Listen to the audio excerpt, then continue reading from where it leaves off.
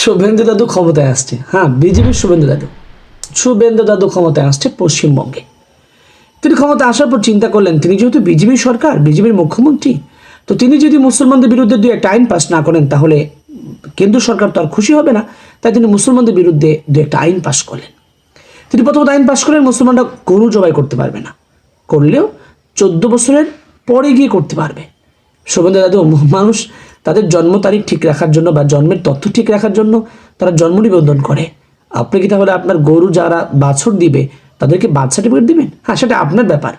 আপনি কিভাবে আপনার রাজ্য চালাবেন শুভেন্দু দাদু, সেটা আপনার ব্যাপার। কিন্তু আমি আপনাকে বলতে চাই, আপনি যে গরু জবাই বন্ধ করলেন, আপনার পশ্চিমবঙ্গের প্রায় প্রত্যেকটা ফ্যামিলি তারা ব্যাংক লোন নিয়ে গরু কিনেছে, তাদের গোয়ালে 5-6টা গরু আছে এবং তারা দোকান থেকে খাবার বাকি নিয়ে গরুকে খাইয়ে গরুকে মোটা তাজা করেছে।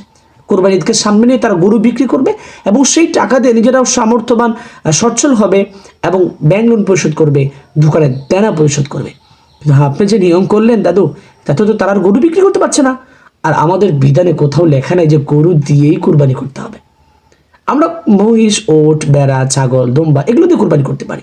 কিন্তু আপনি এমন আইন পাশ করলেন যে আপনার আইনে আপনার স্বধর্মের লোকেরাই বিপদে পড়তে যাচ্ছে। আপনি আইন পাশ করলেন কি, যে রাস্তায় অনেক মুসলমানের জুমা নামাজ আদায় করতে গিয়ে মসজিদের জায়গার সংকলন হয় না, তাহলে দুই একটা কাতার বেরিয়ে আসে, আপনাদের পুলিশ গিয়ে তাদেরকে লাঠি পিটা করে, তাদেরকে লাথ ফিরিয়ে নামাজত অবস্থায় বের করে দেয়। আপনি বলেন না রাস্তায় কোনো ধর্মকর্ম হবে না, তাহলে রথযাত্রা যে আপনাদের ধর্ম আছে, যেটা রাস্তা দিয়ে যাত্রা করতে হয়, শুভেন্দু দাদু তাহলে সেই রথযাত্রা কোন দিক দিয়ে করবেন? আকাশ দিয়ে করবেন নাকি নদীর পথে করবেন? সেটা আপনাদের ব্যাপার।